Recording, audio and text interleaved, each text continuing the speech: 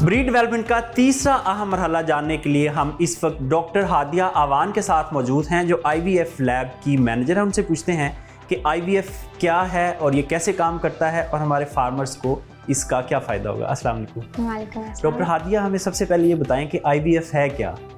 ये एक ऐसी टेक्निक है जिसमें ज़िंदा जानवर से अंडे निकाल के लेबॉर्ट्री में मसनूई तौर पर उनके बच्चे तैयार किए जाते हैं। अब जिस तरह से एक जानवर नेचुरली एक साल में एक बच्चा ही दे सकता है, लेकिन जब हम इस टेक्निक को इस्तेमाल करते हैं तो एक आला नस्ल के जानवर से हम उसके 70 से 80 एम्ब्रियो बना सकते हैं, जो मसनूई बच्चा होता है।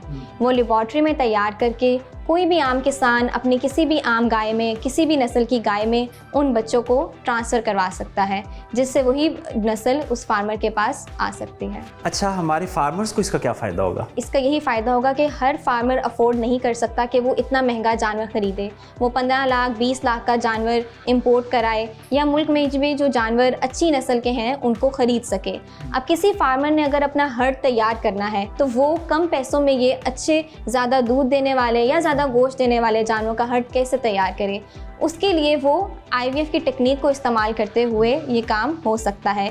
एक फार्मर अपने फार्म पे 10 से 12 या 50 तक हीफर्स रख लेगा, जो कि आम नस्ल की पाकिस्तानी कोई भी लोकल गाय हो सकती है।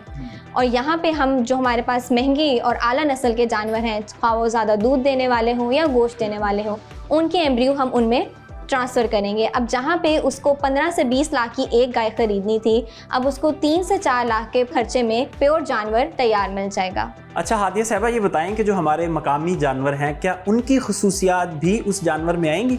नहीं, ऐसा बिल्कुल भी नहीं होगा, क्योंकि जो मदर है और जो फादर है वो दोनों इन्हीं जानवर जो हमारे पास यहाँ पे अवेलेबल हैं उनके इस्तेमाल होंगे।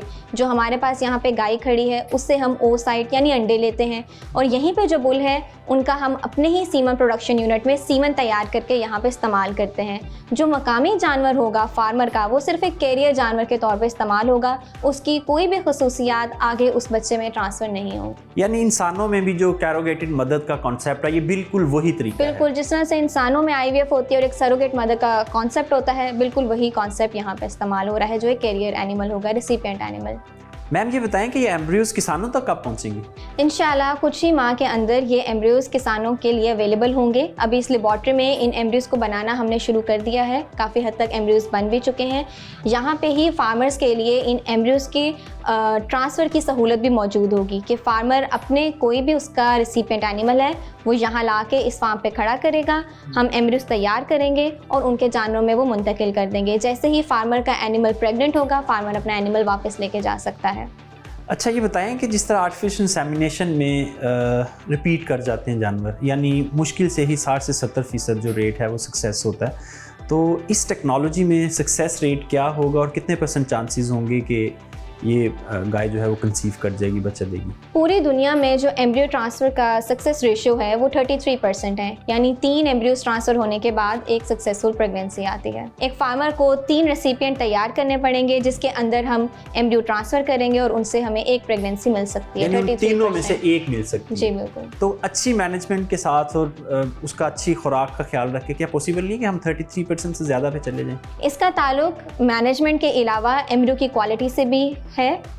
इसलिए हमारी कोशिश ये होती है कि सिर्फ जो A ग्रेड के और डे 7 के एम्ब्रियो होते हैं, यानी जो सबसे अच्छे एम्ब्रियो होते हैं, सिर्फ वही आगे फार्मर के जानवर में ट्रांसफ़र किए जाएं। ये बताएं कि जो हमारे मकामी नस्ल के जानवर हैं, जैसे साहिवाल है, चोलिस्तानी है या हमारी बफलोज हैं, नीली रावी, इनमें भी बाज़ जानवर बड़ा अच्छा दूध देते हैं, 30-40 लीटर तक भी जाते हैं, तो क्या उनकी ब्रीड डेवलपमेंट इस टेक्नोलॉजी से मुमकिन है?